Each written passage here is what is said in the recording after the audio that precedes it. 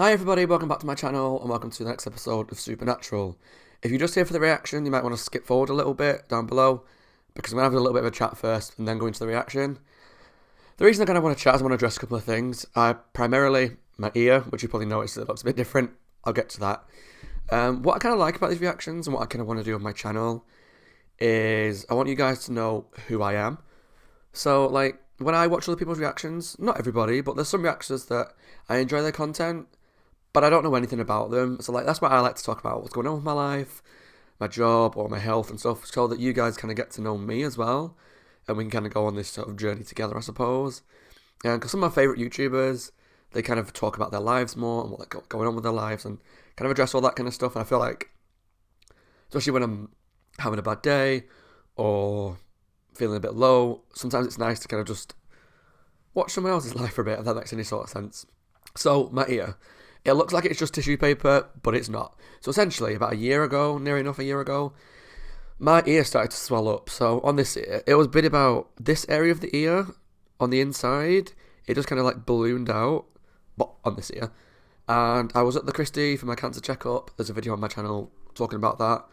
And I spoke to the doctor there, and they just put a needle in and drained it all out.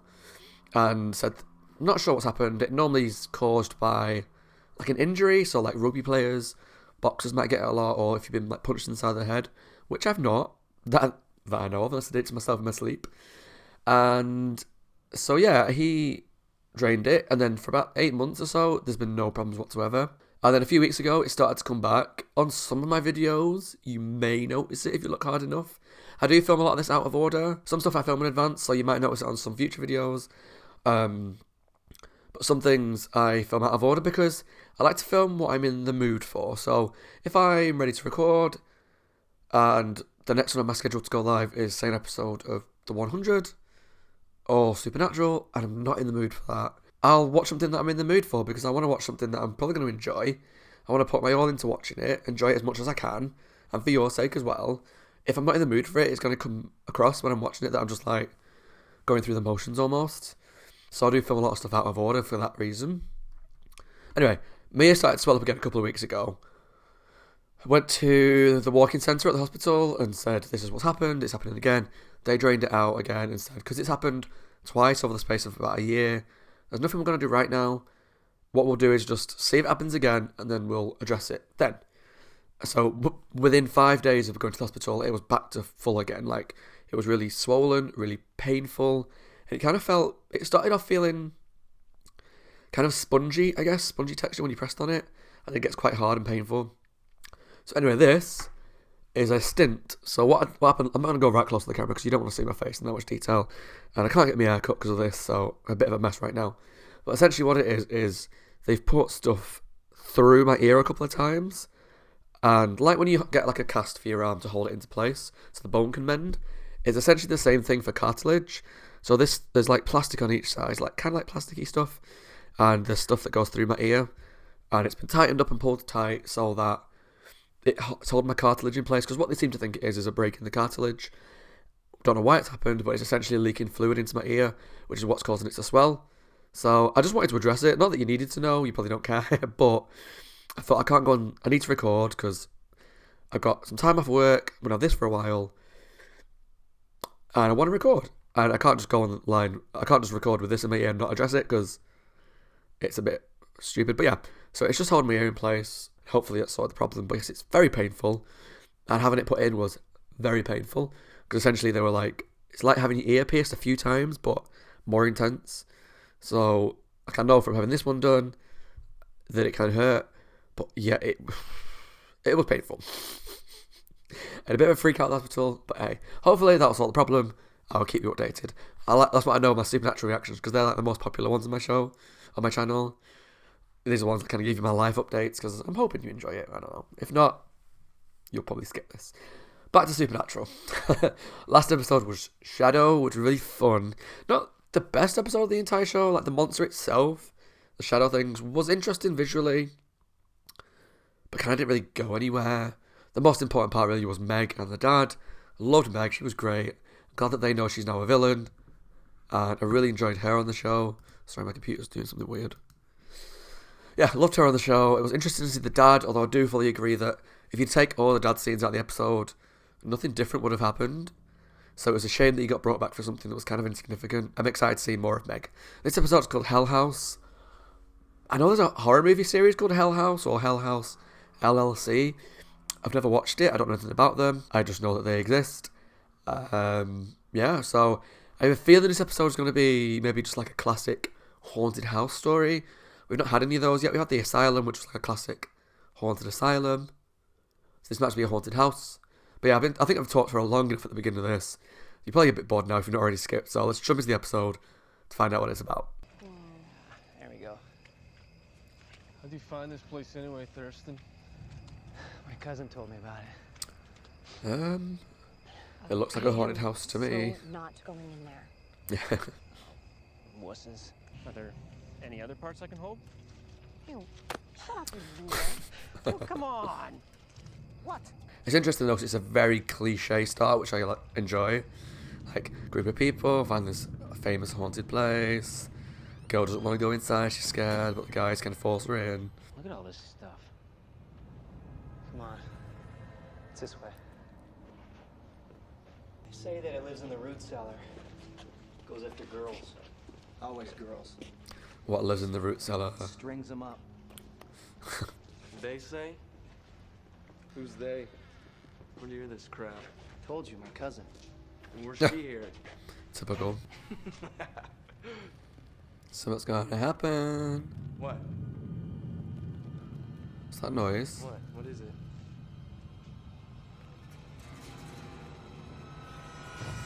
Oh dear. That's not what you want. That's super dangerous.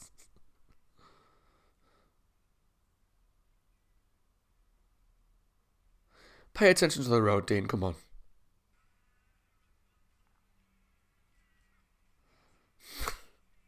It's stupid, and it always escalates. Oh, what's the matter, Sam? You afraid you're gonna get a little nair in your shampoo again? Calm down, Sam. It's only a little prank. Remember, you started it. Oh, bring it on, Baldy. Anybody ID the corpse? Well, that's the thing. By the time the cops got there, the body was gone. So cops were saying the kids were just yanking chains. Maybe the girl's the ghost. So that's why the body was gone, because it was not there. We let Dad take off, which was a mistake, by the way. So is Meg still after them? Because So meantime, we gotta find ourselves something to hunt. the very Meanwhile, I'm checking this thing out. end of the last episode, it kind of looked like Meg was still on trying to chase them down with the Same place you always find kids. the whatever that ghost shadow thing were called. Supposedly, back in the 30s, this farmer, Mordecai Murdoch, used to live in the house with his 6 daughters. He just strung them up, one after another. And then when it was all finished, he'd turn around and hung himself.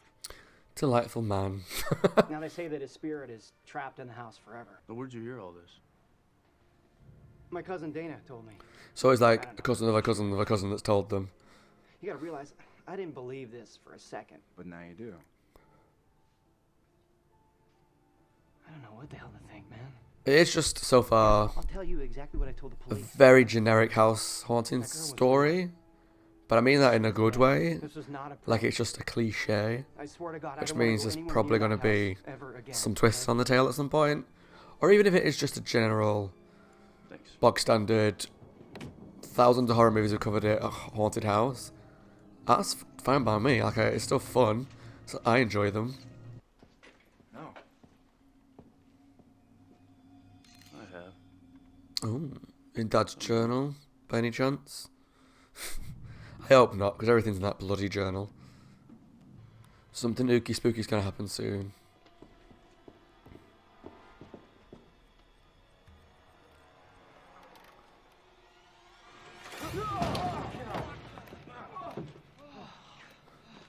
Oh, cut. Just a couple humans. What are you guys doing here? What the hell are you doing here? We belong here. We're professionals. With that camera? I don't think so. Investigators.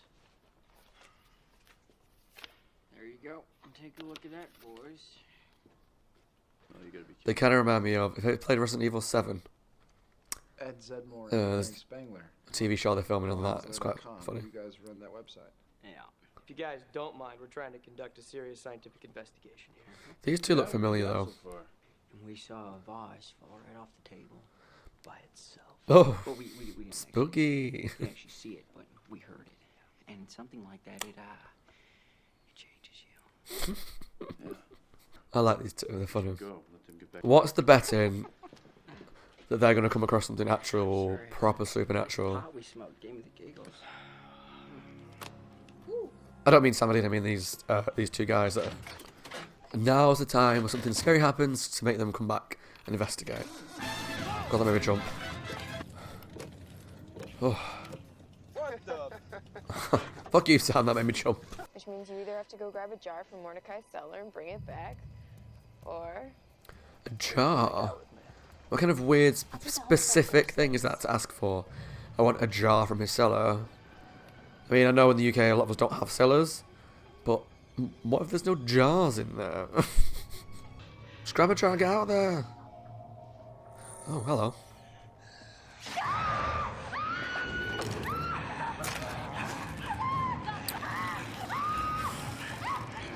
Poor girl. So there is a ghost. A kind of guy who looks like a farmer. I think maybe we missed something. No shit, Dean. No shit. I got an idea. Who are you gonna call? Hey, you! Oh, poor guys. Oh, that was nasty. Yes. There's one. Careful. Shoot.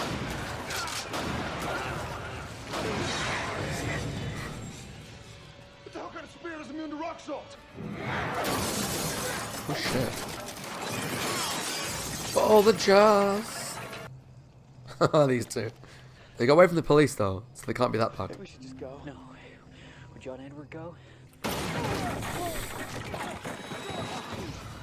that damn thing out of my face! Sweet Lord of the Rings.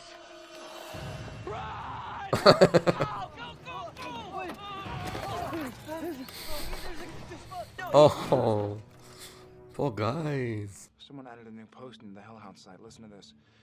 They say Mordecai Murdoch was really a Satanist who chopped up his victims with an axe before slitting his own wrists.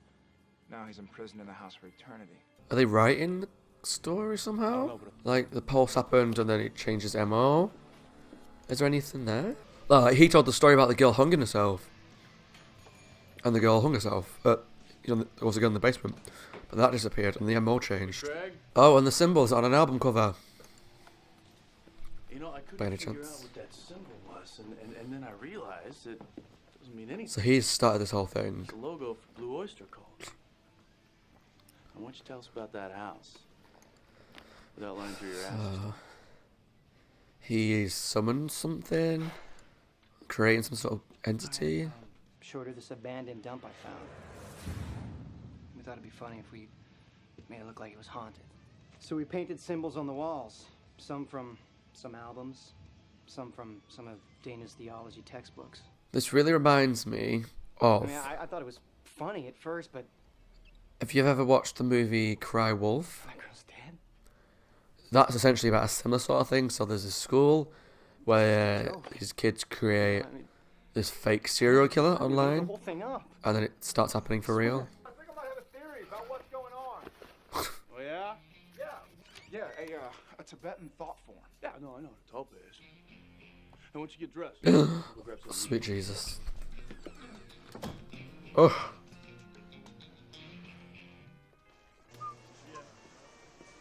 I might need 5 minutes alone. Thank you. What about these tulpas? Okay, so there was this incident in Tibet in 1915. A group of monks visualized a golem in their heads. They meditate on it so hard, It becomes real. they bring the thing to life. Okay. It's got to be the symbol, right? Surely. Tibetan spirit sigil on the wall of the house. Craig said Told ya. So, because they all believed it so hard, and that symbol was there, it created a I mean, I don't know. thing. But since they posted the video, the number of hits have quadrupled in the last day alone. Oh, so because it's quadrupled, he's going to be more powerful because more people believe in him. Where are we going? Interesting. I think I'm allergic to our soap or something. You did this? You're a friggin' jerk. Oh, yeah. Be brave. Okay, WWBD. What would Buffy do? Huh? Buffy do. I know, but Ed, she's stronger than me. What would Buffy do? I love this episode now. It's got so much better because they reference Buffy. And I love these two. I love these two so much. So only if we have your word that you'll shut everything down. Totally. The actual cause of death was a self-inflicted gunshot wound. That's right. He didn't hang or cut himself. Shot himself? Oh. 45 pistol. So I think what they're He's terrified. As a trying matter to of fact, do. they said if you shoot him with the 45, loaded with these special wrought iron rounds, you can kill the son of a bitch. Okay, so I think what they're trying to do is get them to put this information on their website because they were never going to take it down. So that legend becomes true. And so they can actually kill the guy. Okay, that's really smart. I like that.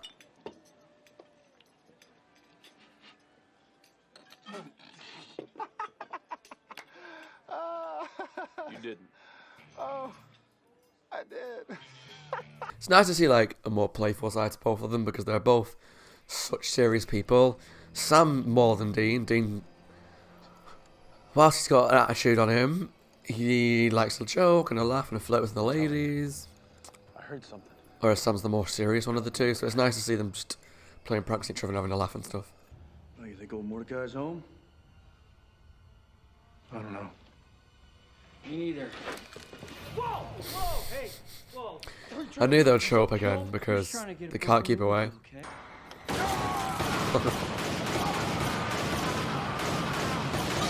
Don't think it's worked. Oh, jeez.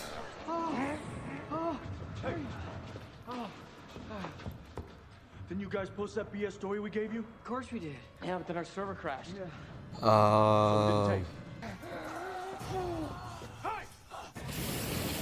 Oh shit. Look, if Mordecai can't leave the house and we can't kill him, we improvise. Burn the house down? Hello. That's a solution? Burn the whole damn place to the ground? Oh, no one will go in anymore. I mean, look, Mordecai can't haunt a house. No one go There's in. No house to haunt. That makes sense though, I guess. It is like putting a plaster on a wound rather than fixing the wound, I guess. It's weird, it feels like an anticlimactic ending, but I guess that's kind of the point of it, is that it's not really anything you can kill, you know? So this morning we got a phone call from a very important Hollywood producer. Oh, yeah? Wrong number? No, smartass. He read all about the Hell House on our website and wants to option the motion picture rights. God. Maybe even have us write it. But then if people believe it again, it might create A what? a legend again. They have no clue. They have no See you clue. around. I was the one who called them and told them I was a producer. Oh, well, I'm the one who put the dead fish in their back seat. Aww. Okay, I actually really like Sam and Dean's relationship in this episode. I mentioned it earlier on, but it is nice to see them just having fun and playing pranks on each other and having a laugh, because they are both such serious people, and understandably, they've gone through a lot of traumatic stuff and they're hunting really serious things. And now and again, they deal with things like I do, like even when you're going through a hard time, try and deal with it by being humorous or cracking a joke. That's kind of how I deal with hard stuff. They are still overly serious people, so it was just nice to see them just being a bit more carefree and having a laugh. And even though they're still hunting this ghost type thing, they're still kind of having fun while they're doing it and playing the pranks on each other and playing pranks on those two investigator guys. I've got to say, they were probably my favourite part of the episode. There's a vague bell ringing in the back of my head that I'm pretty sure they come back into it at some point. I'm not sure in what sort of capacity, but is there a found footage episode that they're involved in? There's like an episode that's like we're following their website or something like that. I don't know. Like I say, there is little bits that I have seen Supernatural. A lot of it is just bits I picked up on through adverts on TV, social media.